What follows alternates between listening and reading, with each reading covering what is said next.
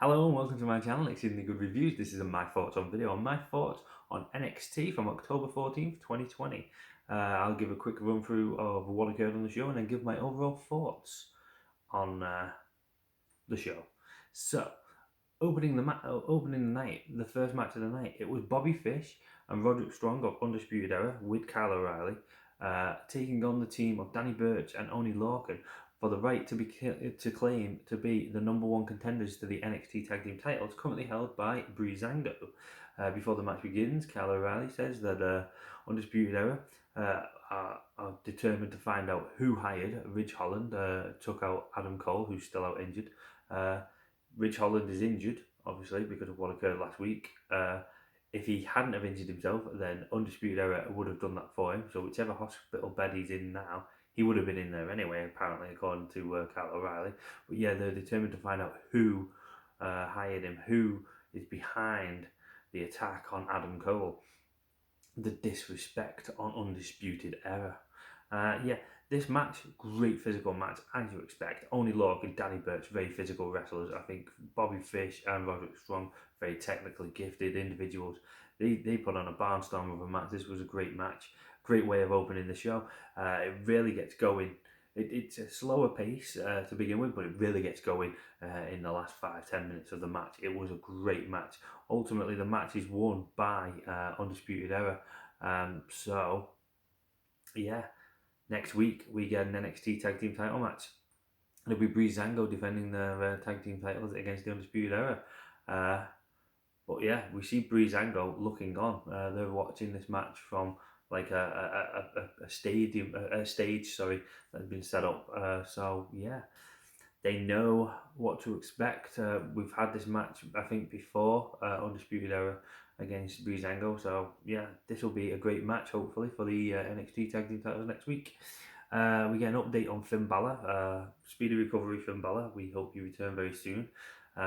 It's announced that William Regal won't make any decisions yet on the future of the NXT World title. They're going to give Finn Balor a couple of weeks first to see how his recovery goes before they make a decision on it. If he has to be stripped, if he's going to be out for a lengthy time and he has to be stripped of the NXT World title, that's the last two champions that have won it, Karrion Kross and now Finn Balor, who've then had to vacate the title through injury. It would be a shame. I mean, it's like a curse on the title, unfortunately. What has AEW done to NXT? Have they cursed the NXT World title? I hope not. So, yeah, we'll have to see what occurs there. That'll be announced within the coming weeks once they've assessed Finn Balor's recovery. We get a reminder, a look at Ember Moon's journey from her recovery from injury and her return to NXT TakeOver 31. We go to our second match of the night. The second match of the night, it's Ashanti Adonis against Jake Atlas. This was a relatively quick match. It didn't go on for that long. During the match, Raul Mendoza and Joaquim Wild of Fuego del Sol, Ligero del Fantasma, come down. You see them at ringside. They cause a distraction on Adonis, so Jake Atlas can roll him up and pin him to win. They go to attack Adonis after the match, but Jake Atlas makes the save. Then Santos Escobar comes out, so it's the 3 against 2. Nope. Isaiah Swerve Scott comes into the ring, brings in a few chairs for everyone to wield, and Santos Escobar and his henchmen back off. They won't want any part of that. There's going to be a 6-man tag match somewhere down the line here. Third match of the night, Austin Theory against Johnny Gargano. This was my belter of the night. This was a belter of a match. This was an absolute belter. Austin Theory can go in the ring. Johnny Gargano can go in the ring. This is the inexperience, the youth and exuberance of Austin Theory against the experience, the veteran edge of Johnny Gargano. They put on an absolutely great match, lots of near falls. Ultimately, Johnny Gargano wins the match. So it looks like Austin Theory's burial continues. However, the commentators do put over that even though he's on a losing streak, even though he won against Leon Ruff the other week, even though he's on a bit of a losing streak, he's losing against top individuals. Adam Cole, Johnny Gargano here. So, hopefully his winning a winning streak will be in the near future for Austin Theory, and he can start building him up because in every match, even though it's a losing effort, he's looked fantastic. So, like I said, this was my belter match of the night. This was a belter. So check it out if you can. That was the third match of the night. The fourth match of the night, Shotzi Blackheart taking on Candice LeRae for the right to be the number one contender to the NXT Women's title. They'll get a shot at the NXT Women's title, Io Shirai, at Halloween Havoc special that the NXT will be putting on in a couple of weeks' time. So yeah, plenty to compete for here. These two women put on a great match. This would have been my belt of the match, but it just wasn't quite as good as the previous match. However, this was a great match also. Shotzi Blackheart is fantastic, very innovative. Some of the moves that she does, it's great to see. It's entertaining. It's like it gives you a little bit of a wow factor. It's like, wow, she did that. Oh, that's quite cool. Oh, that's new. Oh, I've not seen that. Oh, yeah. And plus her look makes her stand out. She's got a real great look, I think, in her attire. Obviously, the green hair colour, the coming down in the tank. She just screams star quality. She's got star written all over her. So, as Cameron Grimes would say, gonna go to the moon. That's where Shotzi Blackheart can go, all the way howling to the moon. However, unfortunately here, it was a losing effort for Shotzi Blackheart. When Candice LeRae goes to the outside of the ring, she's passed an object by Indy Hartwell through the barricades there. You can't quite see what it is. You later on find out that it was brass knuckles. Candice LeRae uses the brass knuckles on Shotzi Blackheart and then pins her to win. So Candice LeRae is your number one contender. Unfortunate, Shotzi Blackheart. But hey, you're the host for Halloween Havoc. You don't want to be the host and the number one contender on the show. So hey, yeah, let's see. So Candice LeRae, another shot at the title. Fifth match of the night, it's Aaliyah with Robert Stone, the Robert Stone brand, with his one client. Unless they do bring back Mercedes Martinez, please. Taking on the returning Toni Storm. Once again, this was a relatively quick match. It was just to reintroduce everyone to Toni Storm and show everyone what she can do. She's a great wrestler. She's got a great look herself. Toni Storm ends up winning this match with the what is her maneuver called, the Storm Zero. She hits that and pins Aaliyah. Good for her. Winning return for Toni Storm. Sixth match of the night, Imperium. Fabian Eichner and Marcel Bartel taking on Killian Dane and Drake Maverick. Drake Maverick earlier in the night trying to show Killian Dane all the new merchandise that they've got. The Fairy and the Fury. Obviously, Killian Dane is the Fairy because of all his fur, and Drake Maverick is the Fury. It's quite entertaining. I am enjoying what these two individuals are doing. It's quite entertaining, and obviously it makes them relevant. It puts them on telly. It gives them TV time, which is always good for a competitor, I guess. This match ends up getting won by Imperium. They take out Killian Dane on the outside, and this isolates Drake Maverick, allowing them to hit a double team maneuver and pin Drake Maverick to win. It's what occurs afterwards. Imperium leave. Ever-Rise come down and start gloating, start mocking Drake Maverick. Killian Dane doesn't like this, and Killian Dane takes them both out. And Killian Dane then goes to Drake Maverick and says, "No one can hit you but me."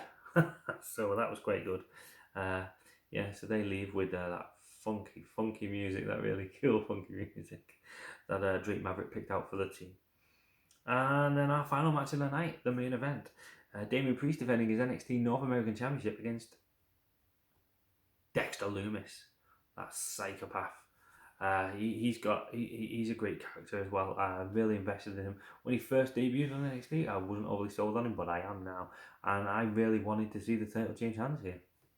Obviously, Dexter Loomis lost his spot in the NXT North American title match a few months back through injury, unfortunate events. But here he was getting a shot now.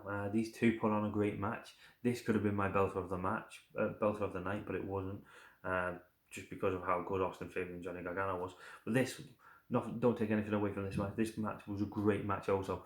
Damian Priest ends up winning the match. Cameron Grimes, behind the referee's back, hits a cave-in on Dexter Loomis on the ring apron. Damian Priest didn't realise this either. Damien Priest takes advantage and chokeslams Dexter Loomis and pins him to win to retain his NXT North American Championship. As Damien Priest is leaving, Cameron Grimes comes into the ring to gloat, and this doesn't go down well with Damien Priest, who gets back into the ring and takes out Cameron Grimes. As Damien Priest is leaving though, as he's halfway up the ramp and he's about to pose, he's attacked by Johnny Gargano wielding a chair. Johnny Gargano takes out Damien Priest. This brings up William Regal. William Regal isn't happy. He tells Candice LeRae that you've got your match against Io Shirai for the NXT Women's Championship, and that Johnny Gargano, you have got a shot at the NXT North American Championship against Damien Priest. However, the stipulation is to be determined by the host of the night, and he reveals Shotzi Blackheart on that stage from earlier. And she reveals that their matches will be determined by spin the wheel, make the deal. A bladed wheel that I'm guessing will be turned to reveal the match stipulations. Whether it occurs next week or on the night, I'm not sure. Some of the stipulations that were on the wheel, I will run through with you now. There was a biker chain match. There was a buried alive match. The Devil's Playground match, whatever that may be. A boiler room brawl, that would be nice to see if it was that. Shotzi's choice, Shotzi gets to pick the match. A Weapons Wild match. Trick or Street Fight match. TLS, which I'm assuming is tables, ladders and stretchers maybe, match. Coal Miner's glove on a pole match. Blindfold match, a casket match, and a Chamber of Horrors match. Ooh, which match would you like to see? Let me know in the comments. My personal choice here would be, well, I'm intrigued to see what the Devil's Playground match is, but then a Chamber of Horrors match could be quite entertaining too. So, yeah, Buried Alive match, that'd be any of these stipulations would be great. I hope it's not a street fight, because that's quite bland. We get quite a lot of them. Same for the Weapons Wild match. That's just basically going to be a no DQ match, a hardcore match. So either one of them two, rather not. But any of the others, they all sound very intriguing, very entertaining to me, and I can't wait to see which stipulations are picked. So overall, this was a great show. If you've seen my AEW Dark review, I criticised it for being a 2-hour show, nearly 2-hour show, with 14 matches on the go. This was a 2-hour show. Less than 2 hours if you take out the adverts, and it only had 7 matches, so it's a lot more digestible, and all the matches were great quality. Some of them shorter than others, obviously. Like I said, there was 3-4 matches that could have been my belter of the night, but that honour went to Austin Theory and Johnny Gargano for putting on a belter of a match, so that's my belter of the night. But yeah, plenty happens, plenty story moving forward, lots of setup for future matches for next week's NXT and for Halloween Havoc special NXT. So yeah, this was a great show, well worth a watch. So yeah, those are my thoughts on this show. What are your thoughts? Let me know in the comments. Like this video, share this video with your friends, subscribe to my channel. Like I said, in the comment section, let me know your overall thoughts on the show. Let me know which match stipulation you want to see the NXT Women's title and the NXT North American titles defended in. Like I said, there's quite a few great matches. Whether they tweak these stipulations, whether they add some, take some away or whatnot, it's still to be determined. I'm guessing this is professional wrestling after all.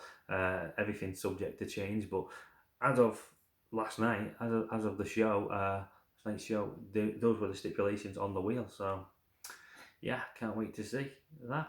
It gets me excited for the weeks ahead. But yeah, anyway, yes, thank you very much for watching. Stay safe, stay classy.